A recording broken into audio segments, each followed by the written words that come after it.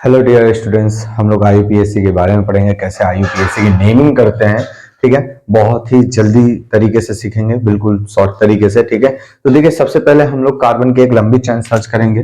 जैसे आपका एक चेन दे रखा है, ठीक है, तो इसमें हम लोग सबसे लंबी लॉन्गेस्ट चेन सर्च करेंगे। सबसे पहले नेमिंग रूल कैसे, सबसे पहले लॉन्गेस्ट चेन सर्च करेंगे, फिर फंक्शनल ग्रुप के नेम देते हैं। देखिए फंक्शनल ग्रुप कहाँ से पास में पड़ता है, यानी आपका जैसे यहाँ पर कोई फंक्शनल ग्रुप लगा हुआ है तो हम चेक करेंगे कि फंक्शनल ग्रुप कहाँ से सबसे पहले पास में पड़ता है, फिर डबल बॉन्ड को प्रियोरिटी देंगे, फिर ट्रिपल बॉन्ड को, फिर हैलोजन, फिर आपकी आती है साइड चेन। ठीक है, तो देखिए इनकी नेमिंग कैसे करते हैं। तो सबसे पहले हम लोग एल्क के नेम देंगे। ठीक है, एल्क के नेम में ये आते हैं आपके इस तरफ के जो होते हैं उसे सफिक्स कहते हैं, इस तरफ जो आते हैं आगे साइड में आते हैं एल्क के नेम के आगे आते हैं उसे हम लोग प्रीफिक्स कहेंगे, और इधर जो आएंगे उसे हम लोग सफिक्स कहेंगे। तो देखिए एल्क के नेम यानी कार्बन, कितने कार्बन है हमारी एक हाइड्रोकार्बन चेन में। ठीक है, ये पूरी आपकी चेन दे देते हैं जैसे, तो इसमें कितने कार्बन की संख्या है सबसे पहले हम लोग सर्च करेंगे, फिर इसके बाद हम लोग बॉन्डिंग के नेम देंगे। तो देखिए अगर सिंगल बॉन्ड है पूरी चेन में, अगर आपके सिंगल बॉन्ड है तो हम लोग ए नाम दे देंगे। ठीक है, अगर आपका कहीं पर भी डबल बॉन्ड आ जा रहा है, अगर आपका डबल बॉन्ड आ रहा है तो उसका नाम देंगे इन, अगर ट्रिपल बॉन्ड आ रहा है तो आइन देंगे। ठीक है, तो आपके इस तरह से नाम देंगे। ठीक है,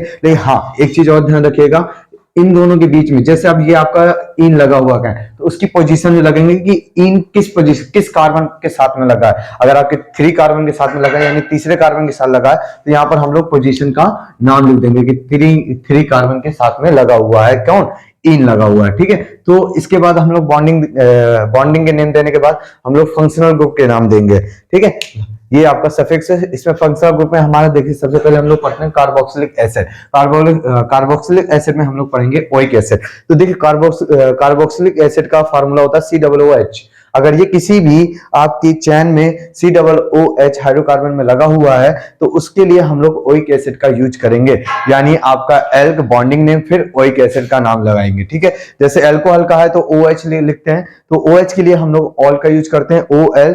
ठीक है, तो इस तरह से ही इसी का नाम यानी elk name plus bonding name फिर आपका फंक्शनल ग्रुप का नेम। फिर आता है कीटोन। कीटोन में हम लोग CHO देखते हैं, CHO अगर कहीं लगा हुआ है तो कीटोन है वो आपका, उसके लिए हम लोग ऑन का यूज करते हैं, ONE। एल्डिहाइड में हम लोग COO लगा होगा कहीं पर भी तो हम लोग AL का यूज करेंगे, यानी आपका एल्क फिर बॉन्डिंग नेम फिर फंक्शनल ग्रुप के नेम।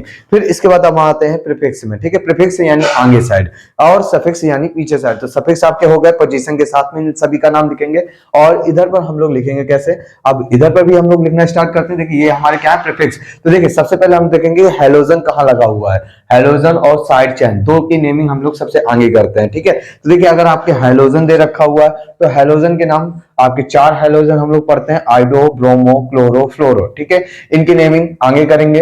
फिर साइड चेन है, साइड चेन के देखेंगे तो साइड चेन के देखिए नाम हम लोग कैसे देंगे, मेथाइल, एथाइल, प्रोपाइल। ठीक है, अब ये पोजीशन के साथ में देंगे। देखिए दोनों के नाम, अब देखिए जैसे साइड चेन है, हैलोजन है, ठीक है, तो इनके नेम हम लोग अल्फाबेटिक करते हैं। ठीक है, जैसे आपका मेथाइल यहाँ पर आ जाए, ठीक है, और मेथाइल आ जाए और ये आपका यहाँ पर आइडो आ जाए मान लीजिए, तो इसमें सबसे पहले हैलोजन लिखेंगे। ठीक है, हैलोजन लिखा जाएगा, फिर साइड चेन का नाम लिखा है अल्फाबेटिक। जैसे अब एथाइल आ जाए, एथाइल में आपका क्या आ जाए, आइडो आ जाए साथ में, तो इसमें हम लोग एथाइल का नाम देंगे ना कि आइडो का नाम देंगे। ठीक है, सबसे पहले किसका नाम लिखेंगे, एथाइल, फिर आइडो, फिर एल्क नेम, फिर बॉन्डिंग, फिर फंक्शनल ग्रुप का नाम। ठीक है, इस तरह से हम लोग, और उसकी पोजीशन के साथ में, पोजीशन किस नंबर पर आ रहा है, ठीक है, इस तरह से हम लोग उसका नाम देंगे। ओके, इतनी चीज समझ में आई। फिर इसके आगे हम लोग देखते हैं कि नेमिंग कैसे करते हैं, रूल क्या है हमारी। तो सबसे पहले लॉन्ग चेन सर्च करोगे, फिर फंक्शनल ग्रुप को देखोगे कि अगर आपका हाइड्रोकार्बन है उसमें कहीं पर फंक्शनल ग्रुप रखा तो सबसे पहले काउंटिंग वहीं से करेंगे, यानी जहां से फंक्शनल ग्रुप पास में पड़े